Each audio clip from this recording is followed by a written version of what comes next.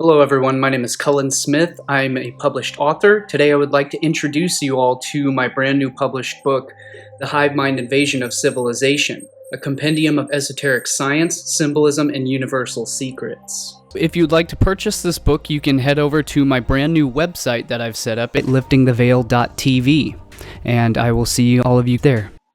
But here's another time-lapse footage. So here's another main point. So if you use a time-lapse footage of the sun, so here's footage of what on the flat Earth we could consider is the celestial sphere and the sun both fixed together. So this is a time-lapse GIF. You can look up this GIF on Google. You can just type in time-lapse sunset GIF, and you'll find this image of the sun setting beneath the horizon. And you can see also the celestial sphere, how they're both fixed. The sun is fixed to the celestial sphere. Exactly. Yes. Yeah. What does that tell you? That they are all turning together. The same with comets. They're all set in the firmament, because we have a firmament above our heads. So let me finish the point, explaining this on the video here real quick. And the same fixed angle as they set beneath the horizon, which shows and proves to us that it is because of the Earth's tilt and the Earth's spinning on its axis, which is why it appears that the sun and the celestial sphere are both moving at the same fixed rate of speed and angle as they cross beneath the horizon. And we know this is because of the Earth's rotation, rather than in the flat Earth model, they think it's because the celestial sphere and the sun are both fixed, rotating above around the stationary flat Earth, which is not the case. Because if that was so, then you would not see the angle of the celestial sphere and the sun going beneath the horizon at that angle, almost perpendicular to the horizon of the Earth. Instead, they would be rotating at a parallel angle above the horizon of the Earth, and so, which means the sun would never set, since it is fixed at the same speed as the celestial sphere, as we notice and observe with our eyes in reality.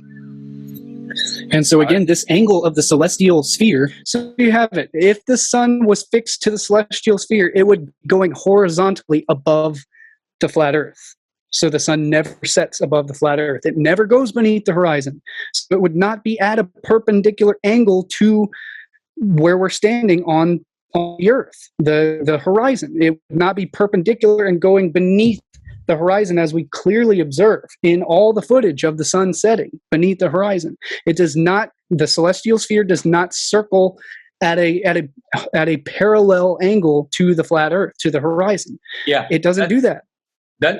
That's simply because of your perspective. That's a massive, massive perspective warp, and you should know that. You should know if you get a spoon and face it to you convexly, your image will be upright. If you turn it around concave, you're flipped upside down. We're talking about a concave, transcendental torus field that the sun is inside of. We're not talking about a mechanical clock here that is rigid, or that is something that is tangible. The sun is not tangible, just like a rainbow. You'll see a rainbow, the guy next door can't see it, but it's because it's not tangible. The sun is just a condensed rainbow, and as it turns and it curves, that's where the vanishing point is. You cannot see past that vanishing point. It's just curving below because it's so far away, it seems to go down, but it does not. And all of the scriptures concur this. If you're not a scripture guy, that's great. Let's leave that for posterity, because I am. And I know that what is being taught today is pseudoscience, Copernican, New Age bullshit. I'm going with the ancients. I go with all the ancients. They were smart. They built Tartaria. The Jesuits destroyed it, and they created globalism because they knew, contrary to what you said before, they knew that there were going to be many voyages across the sea, and they knew that people were just going to work out that it's flat, so they had to start deluding the people. That's why it took them 200 years of opium wars with China to destroy and infiltrate their universities and destroy their square flat Earth model. So you're saying the Earth is square now? Well, they had a square version. Yes, there is a squareness. There are four corners within the roundness of the earth, there is a fourness to it. There are four pillars, according to all the scriptures, even the Quran. Where are the pillars located? They are at the outer edges of the plane. That's why I'm thankful that you call it a planet, and not. I'm glad before that you said you called it a planet, not a globe, because planet simply means plane. So every time you use the word planet, know this. Plane of Eartha. Yeah, planet of Eartha, the planet of Inertia, which is the only place in which a torus field in matter can happen on the plane of inertia. If you don't know that, you haven't been watching enough of Schallberger, Steinmetz, Ken Wheeler, and you don't know anything about magnetism. Except we can in a torus field, the only place where matter can happen is on the plane of inertia, which is the inertia Earth, planet of Earth. Yeah. Every single object in nature wholly spherical is not flat as a plane. There is no object in nature that is a flat plane except for like snowflakes. Everything else is a full spherical object, especially water, which is why one of the main flat earthers' main arguments is, oh, well, water never curves, and it's ridiculous. How could water form a ball? How could a ball form that's the main thing that everything in space does, is it forms a perfect sphere. With everything forms a sphere in nature, everything is spherical, and so we can have Ken Wheeler on here, and we can ask him himself about electromagnetism and whether the Earth is flat or not. Why don't we just ask him? Why don't we not reference him and instead just have him directly on and explain himself? Why don't we ask Steinmetz themselves? Why don't we read the writings of Tesla and see his journals about how the Earth was spherical, how he knew the Earth was a sphere and he measured it, and he was going to build his Tesla coils across the globe in his own drawings of spherical drawing. I mean, none of these people were flat earthers that you're referencing. You're misrepresenting. No, that's incorrect. Marconi, the inventor of the Earth, of the radio, he's not talking about Marconi. I'm talking about Tesla.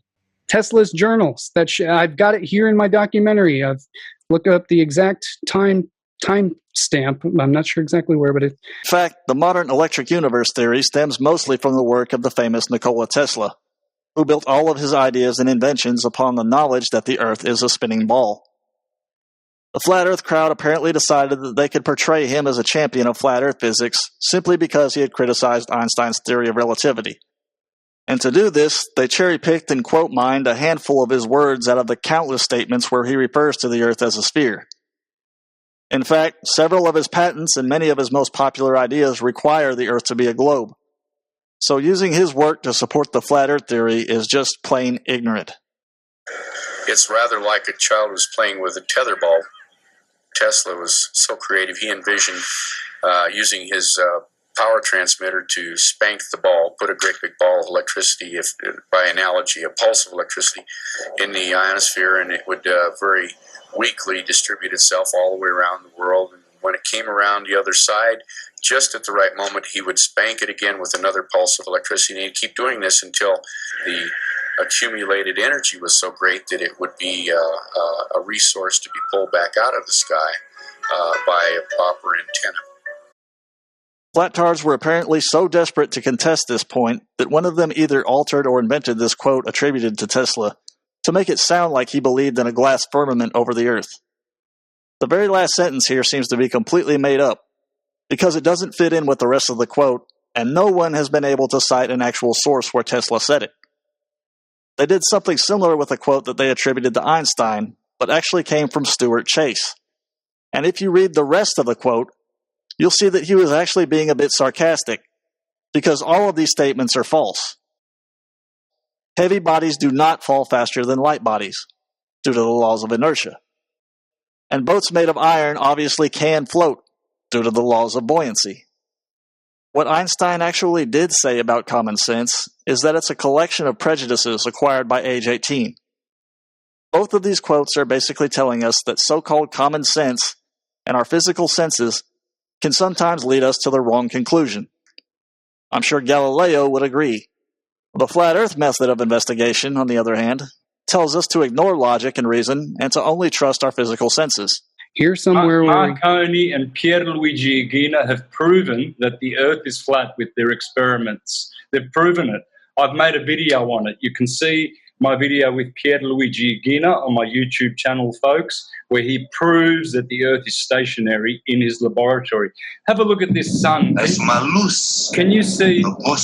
Can you see this sun? How different is this to the sun you showed us before? Why is this sun different? what about it? Can you see the hydrogen being poured into it? You were showing pictures of the sun before. It looked rather CGI. This What? looked 100% CGI. Now, if anything, that one looks CGI. But This is actually real footage, dude. okay, where's it from?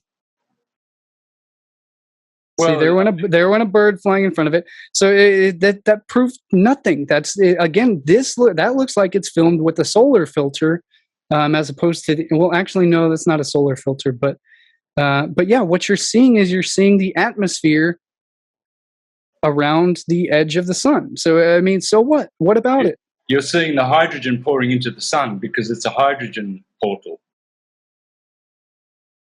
Yeah, the sun is hydrogen. Yeah, so your filter sun there, I mean, it doesn't match up to this. One of them, either one's wrong. Either this one or yours is wrong. Yeah, mine's not wrong because anyone can do it. And Wolfie showed the footage I showed you is from Wolfie's footage of the sun filming with the Coronado telescope with a solar filter on it. I mean, again, I can go back and show you. I can show you the exact. Anyone can do it for themselves. And I encourage all flat earthers, buy a Coronado Hydrogen Alpha telescope and buy a solar filter and do it yourself live on screen. Show it. You know, take Wolfie up on his channel. He even offers to buy you guys the tools to do these experiments yourself. He's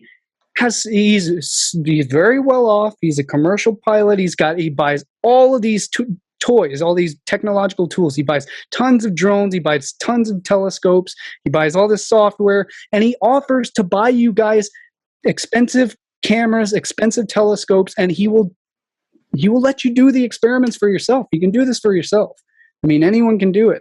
If you'd like to purchase this book, you can head over to my brand new website that I've set up. It's still very bare bones. There's a lot of work I need to do on the site, but for now it's got the basic things that I need on there until I upload all of my content. You can sign up for the newsletter to receive email updates on all of my posts as I begin to populate the site with all of my archives of articles, books, videos, and films and courses and all of that good stuff. So you'll get notifications as I begin to populate the website with all of my content on it.